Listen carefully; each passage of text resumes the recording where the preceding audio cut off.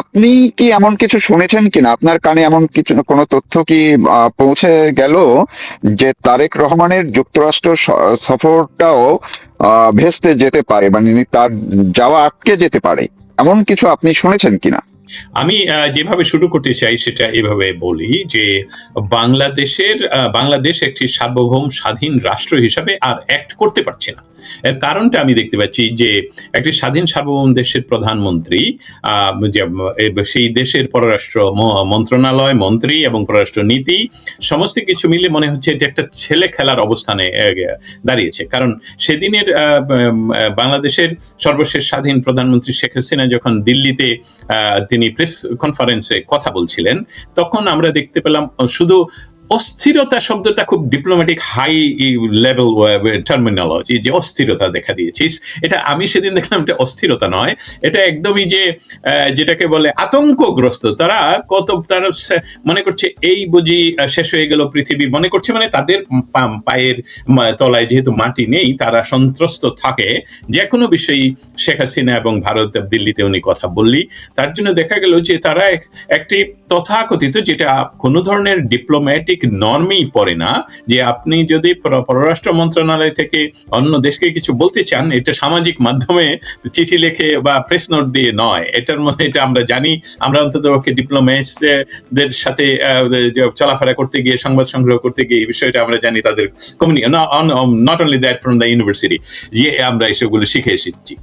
সেখানে দেখা গেল তারা বাংলাদেশের প্রধানমন্ত্রী শেখ হাসিনা কথা বলবেন মিডিয়াতে, সেটার জন্য ওরা ফেসবুকে একটা নোট পাঠালো কি সেটার মধ্যে 9 বার আমার একজন বলবো ইয়াংস্টার, সে বলল হিসাব করে সময় পাচ্ছি না, আপনাকে ছোট্ট করে ভিডিও করে পাঠাচ্ছি কতবার তারা এডিট করেছে।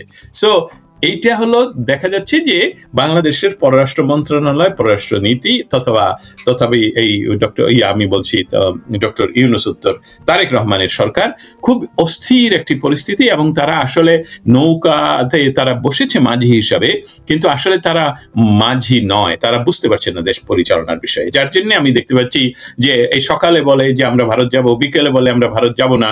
কি কারণ এসবগুলো মিডিয়াতে আসার আগে আলোচনা ইন্টারনাল সরকারের বিষয় হওয়া উচিত, এবং সেটা যদি কোনো ঘোষণা আসে সেই ঘোষণাগুলো আসা উচিত দুই রাষ্ট্রের পক্ষ থেকে। বাংলাদেশ যদি না যেতে পারে তাহলে ভারতের সাথে একই টোনে কথা বলবে যে এই কারণে তারা আজকে যাবে না, ভবিষ্যতের অমুক মাসে তমুক মাসে যাবে। এসবগুলো হলো আমরা দেখে এসেছি যা এই ডিপ্লোম্যাটিক ওয়ার্ডিং গুলো। কিন্তু এখন বলা হচ্ছে না আমি খাবো না, না আমি যাব না, ভারতের অমুক দখল করে ফেলবো। ভারতকে ধমক দিচ্ছে পায় শেখ হাসিনা যাতে কথা না বলতে পারে আপনার মাটিতে বসে। আর শেখ হাসিনা তো শুধু উনার মাটিতে বসে কথা ওইখানে বলে না, উনি তো ওইখানে বসে সারা পৃথিবীর সব জায়গায় কথা বলে, Australia to Alaska, Washington DC to Japan, সব জায়গায় উনি কথা বলে বেড়াচ্ছেন। তাহলে ওই সকল সরকারকে ওনারা পররাষ্ট্র মন্ত্রণালয় এত দ্রুত গতিতে কিছু বলেন না, লিখতে পারেন না। শুধু ভারত ভারত, এটা হলো বাংলাদেশের একটি বড় জনগোষ্ঠী। এটা দীর্ঘকালীন পরিকল্পনা এবং কাজের ইন্টেন্সিভ কাজের ফল হলো এই যে একটা বড় জনগোষ্ঠী এখনো বিশ্বাস করে যে বাংলাদেশ তৈরির মৌলিক কারণটা হলো ভারতের পাকিস্তান বিরোধিতা করা। কিন্তু সেটা যে আমাদের রাজনৈতিক চাহিদা, আমাদের ভবিষ্যৎ, আমাদের বাংলাদেশের সক্রিয়তা, আমাদের স্বাধীনতা, সার্বভৌমত্ব, সেটাকে অস্বীকার করে তারা এই কাজগুলো করে। অতএব আজকের যে পরিস্থিতি এই সরকার তৈরি করেছে, আমার মনে হচ্ছে লেজে গোবরে অবস্থা।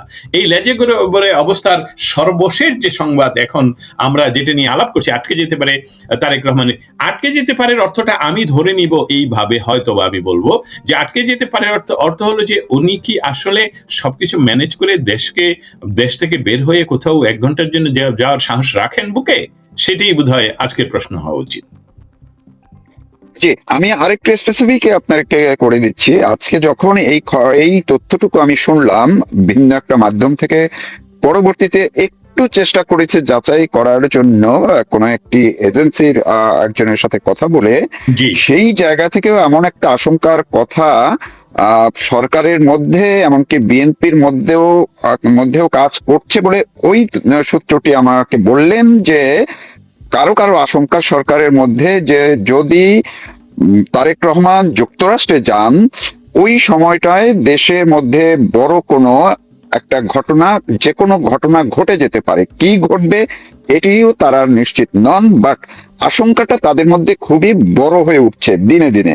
এবং এই আশঙ্কাটা কিন্তু আগে থেকেই নাকি ছিল। এখন ভারতকে যখন এক ধরনের প্রত্যাখ্যান করা হলো, এটি আরো এখন জোরালো, আরো এখন ঘনীভূত হয়ে উঠছে যে সেপ্টেম্বরে যে কোনো সময় দেশে কোনো একটা ঘটনা ঘটতে পারে। এবং এই সময়টা যদি তারেক রহমান যুক্তরাষ্ট্রের সফরে যান, মানে আপনি যেটা বললেন দেশের বাইরে যান, তখন এই জায়গাটায় আপনার ব্যাখ্যা কি? কি আশঙ্কা, এমন আশঙ্কা কি কি ঘটতে পারে আপনি যদি যে ঘটে? আপনি যে আশঙ্কার কথা বলছেন, আমি আমি এটার সাথে একটু পিছনে ফিরে গিয়ে দেখাতে চাই।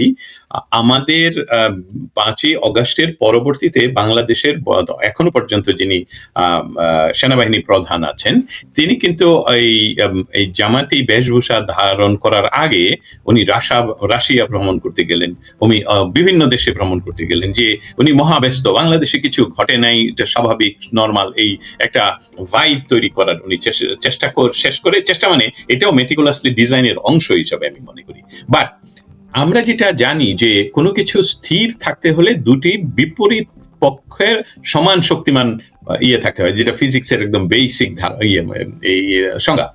সেখান থেকে বাংলাদেশে যে একপক্ষীয় একটা ঘটনা ঘটে গেল, যে আমরা দেখলাম যে ডক্টর ইউনূস কোথা থেকে আসলেন, 3 দিন বাংলাদেশে সরকার ছিল না, তিনি ফিরে এসে একটা তথাকথিত একটি সরকার করলেন, সেই সরকার বাংলাদেশে জঙ্গি উত্থান করলেন, সমস্ত জঙ্গিদেরকে ছেড়ে দিলেন, জামায়াত ইসলামকে ক্ষমতায় বসানোর জন্য তারা কিন্তু ফাইনালি এই ইলেকশনে রাজি হলো।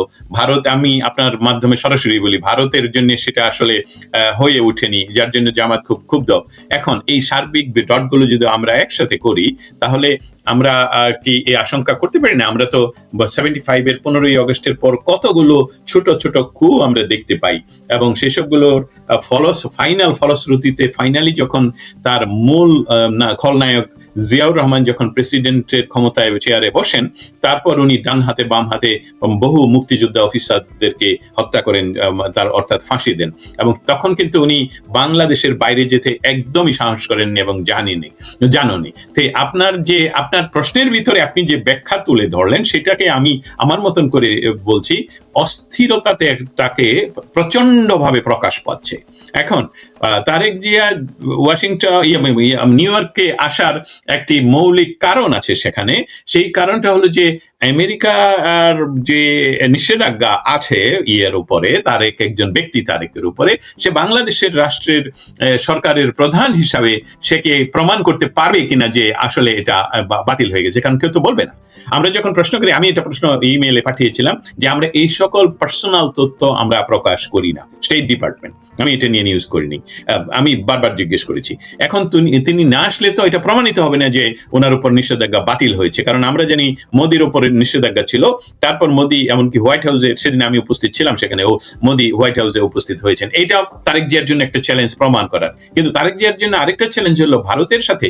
আমি জানি তারেক যতটুকুই না ভারত বিরোধিতা, কারণ তারেকের ক্ষমতায়নের একটি অনেক ক্রীড়ানকের মধ্যে ভারতকে ক্রীড়ানক বলবো না, অনুঘটক বলবো, সেখানে ভারতের সাথে ইচ্ছা করে যে পায়ে পড়ে ঝগড়া করার যে সর্বশেষ গত দিনে যেটা ঘটলো, সেটা ভারত এখন বিশ্বের একটি ক্ষমতাসীন বা ক্ষমতাধর শক্তি, শুধু রাজনৈতিক নয়, শুধু সামরিক নয়, অর্থনৈতিক ভাবে। সেখানে যে বৈশ্বিক যে দ্বন্দ্ব চলছে, ব্যবসায়িক দ্বন্দ্ব চায়নার সাথে আমেরিকার, সেখানে আমেরিকা এফোর্ড করতে পারবেই না ভারতকে হারানো।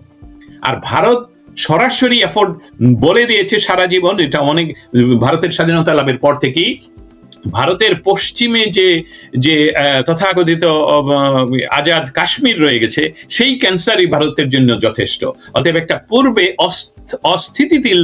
অস্থিতিশীল দেশ, আমি সরকারও বলছি না, দেশও ভারত এফোর্ড করতে চায় না, এবং সেটার জন্য তারা সব সময় কাজ করে যাচ্ছে। তারই ফলশ্রুতিতে এখন তারেক জিয়া কি এই রিস্ক নিবেন জাতিসংঘের আশা এসে যদি ক্ষমতাচ্যুত হন? কারণ আমি জানি, আপনি জানেন, বাংলাদেশের মানুষ জানে, শেখ হাসিনা কিন্তু ঘোষণা করে দিয়েছেন উনি যে কোনো সময় দেশে ফিরবেন, এবং দেশে ফিরে এটা ওনার অধিকার। আমরা জানি তথাকথিত একটি ট্রাইব্যুনালে ওনার যে রায় ঘোষণা করেছে, সেটা যারা রায় ঘোষণা করেছে তারাই বলে দিয়েছে যে আমরা যে কাজগুলো 18 মাসে করে দিয়ে গেলাম তার ভিতরে শেখ হাসিনার রায় ঘোষণা, এটা তারা সরকার বলেছে, মানে তথাকথিত সরকার, এটা তো বলে নাই যে আমরা করিনি, এটা কোর্ট করে দিয়েছে।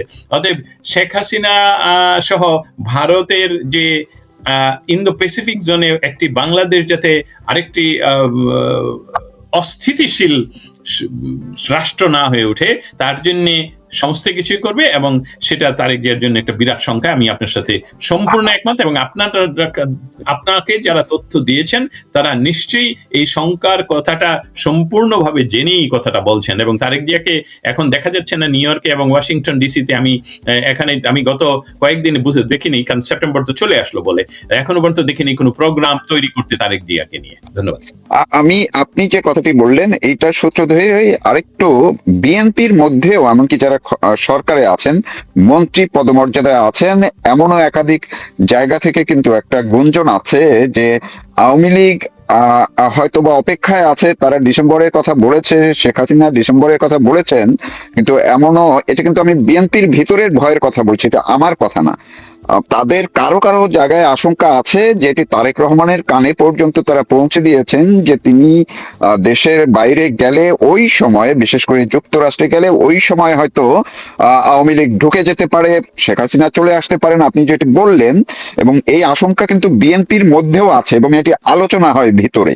এইটার সঙ্গে আপনার কোন যোগসূত্র আপনি পাচ্ছেন কিনা? অবশ্যই অবশ্যই এই কথাটা আপনি আমি তুললাম, এবং আপনি এটাকে কোট করাতে আমার ভালো হলো এই জন্য। এটা কিন্তু আওয়ামী লীগ বলছে না। একটি কথা এখানে ক্লিয়ার করে রাখি, শেখ হাসিনা ডেট দেননি। শেখ হাসিনা বলছেন আমি দেশে ফিরবো ডিসেম্বরের মধ্যে। হ্যাঁ, দেখেন তো ডিসেম্বরটা ডেডলাইন না। উনি ডিসেম্বরের মধ্যে আজকে চলে যেতে পারেন, কালকে চলে যেতে পারেন, উনি যে কোনো সময় যেতে পারেন। আর উনি যদি যান তাকে তো বাধা দেওয়ার কিছু না। একটা সাধারণ নাগরিককে সরকার কিন্তু সিকিউরিটির ব্যবস্থা করতে হয়, আর উনি তো শেখ হাসিনা, এটা তো আর ব্যাখ্যার প্রয়োজন নেই যে ওনার সিকিউরিটি, উনি নর্মাল যে কোনো সময় দেশে ফিরবেন, ওনাকে সিকিউরিটি দিতে হবে। তারপরের বিষয় অন্য বিষয়। শঙ্কার বিষয়টা হলো যেটা বিএনপির ভিতরে একটা বিরাট গোষ্ঠী, কারণ আপনি অস্থির থাকেন কখন? যখন আপনি জানেন যে এই বিষয়টা সম্পূর্ণভাবে স্থিতিশীল নয়। আপনি নৌকায় উঠলেন, আপনি যদি দেখেন নৌকা ডুবি আপনার 10 জনের ভয় হচ্ছে না, কারণ দে ডোন্ট কেয়ার। কিন্তু যারা চিন্তা করতে পারে তারা তো শঙ্কায় থাকে। যেমন বাংলাদেশে, এটার সাথে আমি তুলনা করে তারপরেও এটা অন্য একটা সাইড আপনার জন্য দেখি, মানে আমাদের দর্শক শ্রোতাদের জন্য। আমি বাংলাদেশে গেলে বাসে চড়লে আমি আতঙ্কগ্রস্ত থাকি যে কখন জানি বাসটা পড়ে যাবে, কারণ ওনারা যেই বড় বড় বাস, আমেরিকান ইউরোপিয়ান বড় বড় বাসগুলোর মতো নেই, কিন্তু রাস্তা তো সরু, এবং সেই সরু রাস্তার ভিতরে ওনারা যে স্পিড করেন, যে তারপরে গরু ছাগল মহিষ সব আছে রাস্তায়। আমি এই উদাহরণটা দিলাম এই জন্যে, এই রাষ্ট্র যে দল চালাচ্ছে বিএনপির এরা জানে যে এটা সরু রাস্তা, আমরা সঠিকভাবে নির্বাচিত সরকার নই, আমাদের জনগণের সাথে সম্পৃক্ততা নেই, আমরা একটা মেটিকুলাসলি ডিজাইন 32 নম্বর ভাঙ্গার সাথে সংযুক্ত করে ফেলেছে আমাদেরকে। একটা বিরাট জনগোষ্ঠী জানে যে শুধু তাদের অন্ধ সমর্থক ছাড়া, এমনকি তাদের বিএনপিরাও জানে যে 32 নম্বর ভাঙ্গার পিছনে তারেক জিয়া যুক্ত। অতএব এই সার্বিক পরিস্থিতিতে তারা সংখ্যাগ্রস্ত যে তারেক জিয়া স্টেপ আউট সত্যি যদি দেশ থেকে এই সেপ্টেম্বরের জন্য করে, তাহলে যে কোনো ঘটনা ঘটতে পারে। এবং আমি এর সাথে সংযুক্ত করে দিলাম একটু আগেই, যেটা রিপিট করছি, যে আমাদের বাংলাদেশের জন্মের সময় থেকে বা আগে থেকে যে একটি পরীক্ষিত বন্ধু রাষ্ট্র, আর অস্বীকার না, আমরা এটা তো বাংলাদেশকে তুলে নিয়ে অন্য জায়গায় বসাতে পারবো না, তারা আমাদের সবচেয়ে বড় নেইবার। অতএব নেইবার ভালো হোক খারাপ হোক, নেইবারের সাথে সুসম্পর্ক না রাখাটা আপনি সম্পূর্ণভাবে আত্মঘাতী, এবং সেটি আজকে তারেক জিয়া করলেন। পররাষ্ট্র মন্ত্রণালয় থেকে আমরা যেটা জানলাম যে উনি ভারতে যাচ্ছেন না। অতএব সবগুলো সম্মিলিত ভাবে তারেক ক্ষমতা হারাতেই পারেন, এবং শেখ হাসিনা যে কোনো সময় বাংলাদেশে ঢুকতে পারেন। এবং আপনার আজকের যে হেডলাইন, তার সাথে আমি অন্তত পক্ষে এটা মিলাতে পারি যে এমনকি উনি যুক্তরাষ্ট্র ভ্রমণ বাতিল করতে পারেন। আমি এই জায়গাটিতে আপনার এই যে নাসিরউদ্দিন পাটোয়ারি, যিনি ডক্টর ইউনূসের যে এনসিপির খুবই বেপরোয়া একজন নেতা, তিনি কিন্তু ইদানিং হাসনাত সারজিৎ তারা নিয়মিত এখন বলাই শুরু করেছেন যে এই সরকারের শেষ। নাসিরউদ্দিন পাটোয়ারি কালকে না পরশু দিনে তিনি বললেন যে তারেক রহমান সরকারকে আর রাখা যাবে না। তাহলে এই জায়গাটায় হঠাৎ করে ডক্টর ইউনূসকে রাষ্ট্রপতি না করায় কি তারা বেশি ক্ষুব্ধ হলো কিনা, তারাও কিছু করতে পারে কিনা? Thank you. এটা আমার মনে থাকতো না। আপনি অসংখ্য ধন্যবাদ এই বিষয়টা তুলে ধরার জন্য। এটা নিয়ে খুব আমার মানে আমার অনেকগুলো তথ্য আমার কাছে মনে হচ্ছে, আমি জানি মনে হচ্ছে তথ্যগুলো সব আসে। সেটা হলো আসলে বাংলাদেশ রাষ্ট্রটা পরিচালনা, আপনি যাকেই প্রধানমন্ত্রী হিসেবে দেখছেন, পরিচালনা হচ্ছে অন্য জায়গা থেকে। আমরা ছোট ছোট শব্দগুলো ব্যবহার করব, যেমন সেফ হাউসের বিষয়টা, এসবগুলো তাদের তাত্ত্বিক গুরু বা মনস্তাত্ত্বিক গুরু বা গড গুরু, হোয়াট এভার আপনি বলেন, তারা কিন্তু সহ্য করতে পারছে না। তাদের বয়সের কারণে হোক আর কারণে হোক, আপনি কিন্তু বেশিক্ষণ রাখতে পারেন না যে গোপন বিষয়গুলো। এটার জন্য বিরাট হতে হয়, প্র্যাকটিস থাকতে হয়, যে আমি কথাটা কখনোই বলবো না। তারা বলে দিচ্ছেন যে কিভাবে কি ঘটলো, 4 জন 6 জন, এবং তাদেরকে মস্তিষ্ক প্রক্ষালন করা হলো কিভাবে, যে তোমরা বলতে হবে যে এখন শেখ হাসিনা। এবং এখানে ওয়াশিংটন ডিসিতে আমি ঢুকে গেলাম একটি গ্রুপের ভিতরে, সেখানে গিয়ে দেখি ওই যে জন ডেভিলভিচ অর সামবাডি, সে ট্রেনিং দিচ্ছে কিভাবে প্রত্যেক 15 মিনিটে শেখ হাসিনার চাই এটা বলতে হবে। সাথে সাথে সে যখন টের পেল, বললো যে আমাদের একজন খুব বন্ধু আছেন এখানে, বাট উই ডোন্ট কেয়ার। আমাকে দেখে এই বিষয়টা হলো তারেক জিয়ার সরকার আসলে অ্যাপয়েন্টেড বাই এনসিপি তথা আমি যে দেশে বসবাস করি সেই দেশ দ্বারা। এখন তারা যদি খেপে যায়, তাহলে তারা এখনো পর্যন্ত নিয়ন্ত্রণ করে, কারণ এই রাস্তায় এখনো তাদের আর্মি রয়ে গেছে, এটা বাংলাদেশের আর্মি নয় কিন্তু, এবং সেখানে যে কোনো সময় এটা ঘটাতে পারে। এখন দুশ্চিন্তার বিষয় হলো আমেরিকার সরকারের সাথে মোদী সরকারের সরাসরি গত 3-4 মাসের তথ্য অনুসারে, যে আমরা একটা এফোর্ড করতে, অস্থিতিশীল রাষ্ট্র ওইখানে আমরা চাই না, এবং এটা আমাদের স্থিতি আনার জন্য আমরা যদি রাশিয়ার সাথে কাজ করতে হয়, চীনের সাথে কাজ করতে হয়, আমরা লোকালি করব। আমেরিকা এটা আবার এফোর্ড করতে পারবে না। আমেরিকা এই এফোর্ড করতে না পারাতে বলছে যে আপনারা কি চান, আমি একদম সহজভাবে বলে দিচ্ছি, আপনারা কি চান। আমরা চাই ওখানে স্থিতিশীল গভর্নমেন্ট, উই ডোন্ট কেয়ার। কিন্তু স্থিতিশীল সরকারের শব্দগুলো আমি আর আপনি কথা বললে, বাংলাদেশে যেখানে 8 কোটি মানুষ একটি রাজনৈতিক দলকে সমর্থন করে, সেই 8 কোটি মানুষের রাজনৈতিক দলকে তো আপনি বাদ দিয়ে সেখানে স্থিতিশীল করতে পারবেন না। আজ পর্যন্ত শেখ হাসিনা নিজে প্রতিটি মিটিং এ, সকাল বিকাল সন্ধ্যায়, উনি প্রত্যেকটা মিটিং এ ওনার রাজনৈতিক কর্মীদেরকে বলেন, তোমরা সশস্ত্র হও না, তোমাদেরকে মেরে ফেলছে, ধৈর্য ধরো, তোমার বোনকে র‍্যাপ করেছে, ধৈর্য ধরো। আর শেখ হাসিনা যখনই বলবে যে প্রতিহত করো, তাহলে কি অবস্থাটা হবে চিন্তা করছেন? আজকে একটি অনলাইন সভায় আমি ছিলাম বক্তা হিসাবে, সেখানে তারা নিজেরা পারমিশন চাচ্ছে যে মরবো 3 জনকে নিয়ে মরবো, নাহলে 32 নম্বরে আমরা 1 জন যাব, আর পুলিশ আমাদের কয়জন পুলিশ আছে, আমরা 1000 মানুষ এখানে উপস্থিত থাকবো একসাথে, ওরা মারবে আমরা মারবো। এই যে গৃহযুদ্ধের একটা প্রেক্ষিত তৈরি হয়ে আছে, এবং সেটার জন্য জামায়াতে ইসলামের কাছে কিন্তু অস্ত্র নিয়ে তারা রেডি, একদম আমার তথ্য অনুসারে, একদম আমি দায়িত্ব নিয়ে বলছি। সেই প্রেক্ষিতটাকে অ্যাভয়েড করার জন্য শেখ হাসিনা যেমন কাজ করে যাচ্ছেন, ভারত সেরকম কাজ করে যাচ্ছে। এখন তারেক জিয়াকে ডিসিশন নিতে হবে যে আপনি এই মুহূর্তে বাংলাদেশের রাজনৈতিক পরিস্থিতি তথা শেখ হাসিনাকে দেশে আসার পথ সুগম করে দিতে হবে। বাংলাদেশের রাজনীতিতে জামাতকে নিষিদ্ধ করে আওয়ামী লীগ এবং তার সহযোগী সকল সংগঠনের রাজনৈতিক কার্যক্রমের উপর যে নিষেধাজ্ঞা বা আইন, বাতিল আইন, সেটা বাতিল করতে হবে। আর সেই সাথে শেখ হাসিনা তথা আওয়ামী লীগের সাথে রাজনৈতিক আলাপে যুক্ত হতে হবে, এবং সেখানে রাষ্ট্র পরিচালনায় প্রয়োজন বোধে নতুন নির্বাচন দিতে হবে। সেটা যদি না হয়, তাহলে এই যে এটা জুজুর ভয় না, এই ভয় শেখ হাসিনা আসবে। এই সরকারকে এই বাস্তবতাটা গ্রহণ করেই স্টেপ নিতে হবে, আপনি কি আসবেন কি আসবেন না। অতএব এটা খুব সহজ সরল ভাষায় কথাটা হলো যে তারেক জিয়ার যুক্তরাষ্ট্র ভ্রমণটাও এখন লিম্ব, যে কোনো সময় নাও আসতে পারে।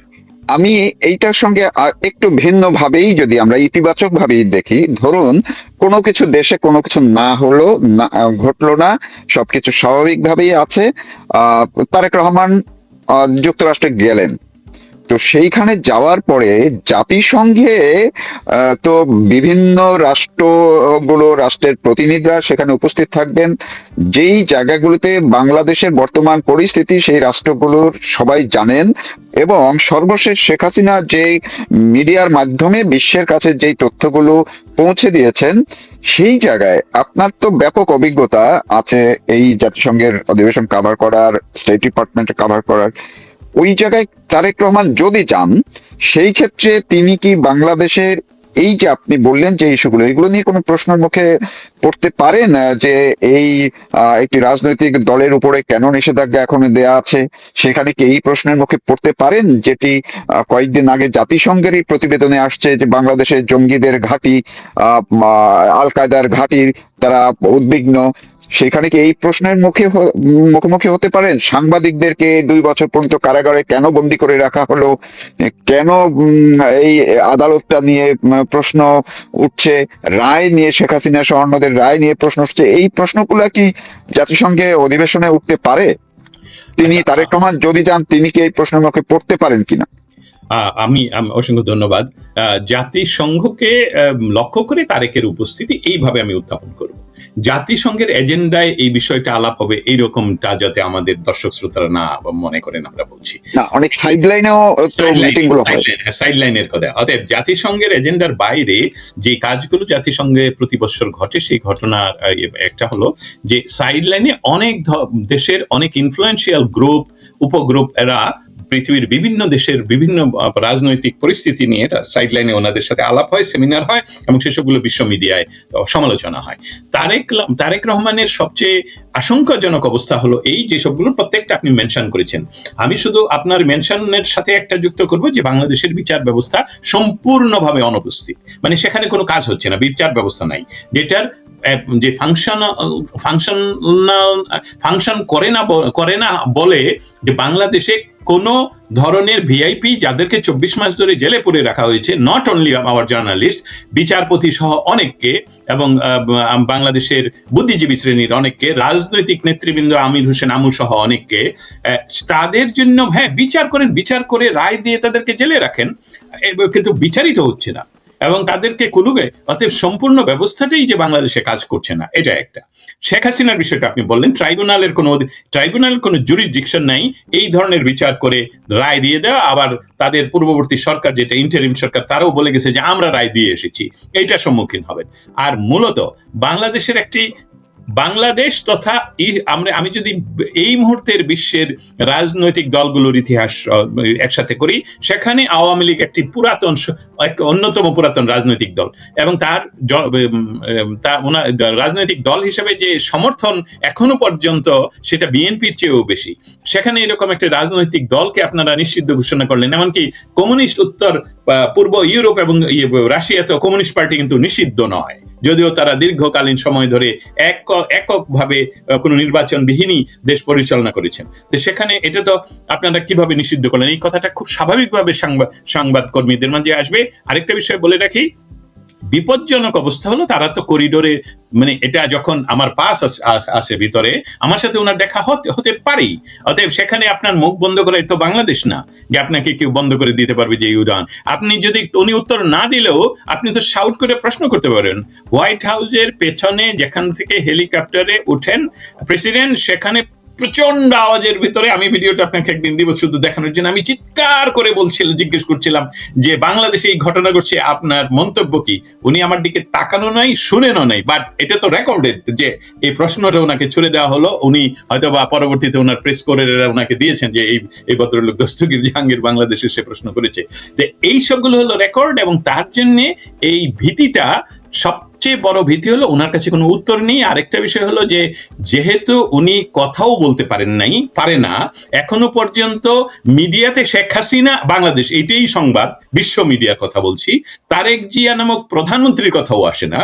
তারা এখনো, আপনি এমনকি চ্যাট জিপিটি বলেন, যে অন্য যে কোনো ধরনের এআই কে এখনো প্রশ্ন করলে এখনো বলে শেখ হাসিনা প্রধানমন্ত্রী। তার অর্থ হলো তারা এই তথ্যগুলো প্রতিষ্ঠিত করতে পারে নাই।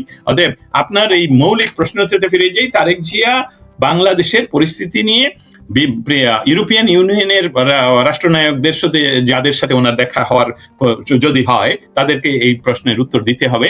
বিভিন্ন গোষ্ঠী এবং স্পেশালি আমি বলবো জার্নালিস্টদের যে বড় বড় ইনফ্লুয়েন্সিয়াল গ্রুপগুলো, যেটা ওয়াশিংটন ডিসি এবং নিউ ইয়র্ক ভিত্তিক, তারা ইতিমধ্যে প্রস্তুত। আমি ন্যাশনাল প্রেস ক্লাবের মেম্বার হিসেবে বলছি, প্রস্তুত যে আমাদের সাংবাদিকদেরকে 24 মাস জেলে পুরে রাখলেন, আপনার সরকার তো নির্বাচিত সরকার, তাহলে অন্তত পক্ষে তাদেরকে বেইলের জন্য ব্যবস্থা করেন না কেন? আপনি তো বলেছিলেন আইনের শাসন প্রতিষ্ঠা করবেন। সেই সাথে আরেকটা বড় প্রশ্ন, যেটার উত্তর ওনার কাছে আসলে দেওয়ার কোনো উপায়ই থাকবে না, সেটা হলো যে বাংলাদেশের রাজনৈতিক ইতিহাস, বাংলাদেশের স্বাধীনতা সংগ্রামের ইতিহাসের সাথে শেখ মুজিবুর রহমান যুক্ত, যার আন্ডারে, যার নেতৃত্বের আন্ডারে আপনার বাবা মেজর জিয়া করেছেন, মুক্তিযুদ্ধ করেছেন। তার মৃত্যুবার্ষিকী এবং তার বাড়ি যে ভেঙে দিল, সেসবগুলো আপনার সরকার এখনো সেই একই পথে হাঁটছে কেন? এই বিষয়গুলো ওনাকে প্রশ্ন করা হবে। আমি এটা আর গভীরে গেলাম না, তাহলে হয়তো বা যারা যেভাবে প্রস্তুতি নিচ্ছে সেটা প্রকাশ পেয়ে যাবে। নট অনলি দ্যাট, আর অন্যান্য ইনফ্লুয়েন্সিয়াল গ্রুপগুলো তৈরি ওনাকে প্রশ্ন করাচ্ছে। এই যে মানবাধিকার সংগঠনগুলো যারা থাকবেন সাইড লাইনে, তো নর্মালি বেশিরভাগই প্রভাব থাকে। আমরা যা দেখেছি যে মানবাধিকার নিয়েই বেশি প্রশ্নগুলো থাকে সাইড লাইনে এবং ইস্যুগুলো তৈরি হয়। এই 24 জুলাই আগস্টের হত্যাকাণ্ড ঘিরে অন্তর্বর্তীকালীন সরকার যে দায় মুক্তি দিল, সেইটা কি কোনো মানবাধিকার সংগঠন, এমনকি ভলকার তুর্কের যে রিপোর্ট, সেইটা নিয়েও আলোচনা আসতে পারে কিনা? খুব ছোট করে, আমরা শেষের দিকে প্রায়। মানবাধিকার নিয়ে যে সকল সংস্থাগুলো, এমনকি জাতিসংঘের সাথে যারা রেজিস্টার্ড হিসেবে কাজ করছে, তাদের মৌলিক প্রশ্নটি, তারা কিন্তু একটা বিষয় ইতিমধ্যে বাংলাদেশ সরকারকে বারবার বলে দিয়েছে যে বাংলাদেশের কোনো রাজনৈতিক অধিকার, কোনো রাজনৈতিক দলের অধিকার হরণ এটা সঠিক নয়। তারপর অন্যান্য বিষয়গুলো, যেমন বাংলাদেশে প্রতিনিয়ত যে হত্যা হচ্ছে, সেই হত্যাগুলো নিয়ে তাদের তদন্ত। আর on the top of that, যেটা সবচেয়ে বড় প্রশ্ন আসবে মানবাধিকার কর্মী বা মানবাধিকার সংস্থা, বিভিন্ন সংস্থার কাছ থেকে, সেটা হলো পুলিশ হত্যা, পুলিশকে ঝুলে রাখা। সেই পুলিশ হত্যা যারা করেছে তাদেরকে ইনডেমনিটি বা এই ধরনের কোনো আইন, যেটা অধ্যাদেশ দিয়ে ডক্টর ইউনূস করে গিয়েছিলেন, সেসবগুলোকে আপনারা আইনে পরিণত করলেন কিভাবে? জনগণ তো ম্যান্ডেট আপনাদেরকে দেয়নি যে তাদেরকে রক্ষাকর্তা পুলিশকে যারা হত্যা করবে। কারণ এটা তো এরকম নয় যে একটি রাষ্ট্র আরেকটি রাষ্ট্র, শত্রু রাষ্ট্রের সাথে যুদ্ধ করছে, সেখানে তাদের বাহিনীকে তারা হত্যা করেছে, তাদের সৈনিককে তারা হত্যা করেছে। That's not the way. এটা হলো একই দেশের, এটা সরকার হোক, বিরোধী দল হোক, পুলিশ হলো সিকিউরিটির, সেই পুলিশকে হত্যা করা হয়েছে। নট অনলি দ্যাট, বাংলাদেশে যে সকল নারী অধিকার সংস্থাগুলো নিউ ইয়র্কের সাথে সংযুক্ত, তাদের তো তরফ থেকে আমাকে জানানো হয়েছে যে বাংলাদেশের নারীদের যে অধিকার বঞ্চিত করা হচ্ছে, এই স্পেশালি এই সরকারের সময়, ইউনূস সরকারের সময়, যারা যে সকল নারীদেরকে রেপ করা হয়েছে, তাদের পক্ষ থেকেও একটা বিরাট প্রেসার ক্রিয়েট করা হবে যখন তারেক জিয়া জাতিসংঘে উপস্থিত থাকবে। একদম শেষ করব এই প্রশ্নটার একটু আপনার কাছ থেকে জানার জন্য, সর্বশেষ পরিস্থিতি। আমার চ্যানেলেই মাত্র 2 দিন আগে যুক্তরাষ্ট্র আওয়ামী লীগের সভাপতি ডক্টর সিদ্দিকুর রহমান, তিনি বলেছেন যে তারেক রহমান যদি আওয়ামী লীগের উপর থেকে নিষেধাজ্ঞা প্রত্যাহার না করে যুক্তরাষ্ট্রে আসেন, তার পরিণতি তারা ওই যে ডক্টর ইউনূস যাওয়ার পরে যা হয়েছিল সেই কর্মসূচি তারা নিয়ে রেখেছেন এবং এটি ঘোষণা করেছেন। তারা এয়ারপোর্টে, হোটেলে, এমনকি ভেন্যুর সামনে তারা একদম দিনক্ষণ ঠিক করে রেখেছেন, কর্মসূচি পালন করবেন তারেক রহমানকে প্রতিহত করার জন্য, প্রতিবাদ জানানোর জন্য। তো সেইটা, তিনি তো সরকার প্রধান হিসেবে যাচ্ছেন, যদি যান তো সেই ক্ষেত্রে কি হতে পারে ওই সময়? আপনি তো তাদের সঙ্গে যোগাযোগ আছে, কি হতে পারে যদি এই দলীয় ভাবে আওয়ামী লীগ এবং বাঙালি কমিউনিটি তারা যদি এই ধরনের কোনো কর্মসূচি নেয়? এটার জন্য একটি উদাহরণ দেওয়া প্রয়োজন। গত 15 তারিখে জাতীয় শোক দিবসে আমাদের নিউ ইয়র্কের জ্যাকসন হাইটসে বাংলাদেশ আওয়ামী লীগ যুক্তরাষ্ট্রের আয়োজনে শোক এবং দোয়া মাহফিলের একটা অনুষ্ঠান হয়। সেখানের একটি ভিডিও আমি শেয়ার করি। ভিডিওটা শেয়ার করি শুধু দেখানোর জন্য যে সেখানে সহস্রাধিক লোক একদম অনাহত। এটা এরকম আওয়ামী লীগের বা বিএনপির বা এরকম রাজনৈতিক কর্মসূচিতে ছোট রুমের ভিতরে করে তাদের নিজস্ব লোক স্বজন আসে, কিন্তু এটা ছিল শত শত মানুষের উপস্থিতি। অতএব এইটা আমার মনে হয় ডক্টর সিদ্দিকুর রহমান, যিনি যুক্তরাষ্ট্র আওয়ামী লীগের সভাপতি, উনি যেটা বলছেন এটার আমি সামঞ্জস্যতা দেখতে পাচ্ছি। ইতিমধ্যে আমার কাছে যে তাদের আমার সাথে যে তাদের কর্মসূচি শেয়ার করেছেন, সেখানে যেখানেই তারেক জিয়া সেখানেই প্রতিহত করা হবে। তারেক জিয়া প্রোটোকল পাবেন। ওনার জন্য দুর্ভাগ্য হবে যে হয়তোবা উনি হোটেল লবি থেকে দাঁড়িয়ে হ্যালো বলতে পারবেন না, কারণ সেখানে কে কোন দলের এটা তো আর গুনে গুনে ঢুকানো যাবে না। অতএব এটা এমনও ঘটতে পারে, আমরা যেটা আপনি মেনশন করেছেন সেরকমও ঘটতে পারে। আর না ঘটার সম্ভাবনা হলো যদি এটা বলি, তাহলে তারেক জিয়াকে হাইড করে রাখতে হবে, যেটাকে বলে সরকারি প্রোটোকল দিয়ে, এবং জাতিসংঘ তাকে প্রোটোকল দিবে। কিন্তু ওনার সাথের সঙ্গীরা তো সেটা পাবেন না। সেটার জন্য আমি মনে করছি যে যুক্তরাষ্ট্র আওয়ামী লীগ এই মুহূর্তে সারা পৃথিবীর মাঝে সবচেয়ে, যুক্তরাষ্ট্র আওয়ামী লীগ ডক্টর সিদ্দিকুর রহমানের নেতৃত্বে যেমন কাজ করে যাচ্ছে, এখানে আওয়ামী লীগের অন্যান্য গ্রুপরাও রয়েছে, তারাও সক্রিয়, বিশেষভাবে সক্রিয়, এবং তারা পূর্বাঞ্চল, উত্তরাঞ্চল, তারপর দক্ষিণাঞ্চল, এই সকল কিছু মিলিয়ে এখানে একটা হই হই রই রই কাণ্ডের ঘটবে। এবং তারা অনেকে ডিক্লেয়ার করেছেন যে প্রয়োজন বোধে আমরা গ্রেফতার হব, কিন্তু প্রতিহত আমরা করবোই। অতএব কর্মসূচি নিয়ে যেটা ডিক্লেয়ার করেছেন, আমি দেখতে পাচ্ছি যে 15ই আগস্টে সেটা সফল হয়েছে। অনেক ধন্যবাদ আপনাকে। দর্শক শুনলেন যুক্তরাষ্ট্রের সাংবাদিক দস্তগীর জাহাঙ্গীর, তিনি অনেকগুলো পয়েন্ট অনেক অ্যাঙ্গেল থেকে বিশ্লেষণ করে বুঝিয়ে দিলেন যে তারেক রহমানের যুক্তরাষ্ট্রে যাওয়া, সেটিও যে যেতে পারে, আমরা কিন্তু বলছি না যাবেই, যেতে পারে, এই আলোচনা কিন্তু গতকালকে বিকেল থেকেই শুরু হয়েছে। এমনকি এজেন্সির মধ্যেও এই আলোচনাটি আছে, সরকারের মধ্যেও আছে, এমনকি মন্ত্রী যারা আছেন তাদের মধ্যেও এই আশঙ্কাটিও আছে, এবং সেটি জোরাল হচ্ছে। হয়তো আগামী 2-3 দিনের মধ্যে আরো ডেভেলপমেন্ট কিছু থাকতে পারে। এবং যুক্তরাষ্ট্রে যদি যান, সেই ক্ষেত্রে তারেক রহমান কি বিষয়গুলোর সম্মুখীন হতে পারেন, সেই বিষয়গুলো নিয়েও কথা বললেন। আশা করি আপনাদের জন্য খুবই গুরুত্বপূর্ণ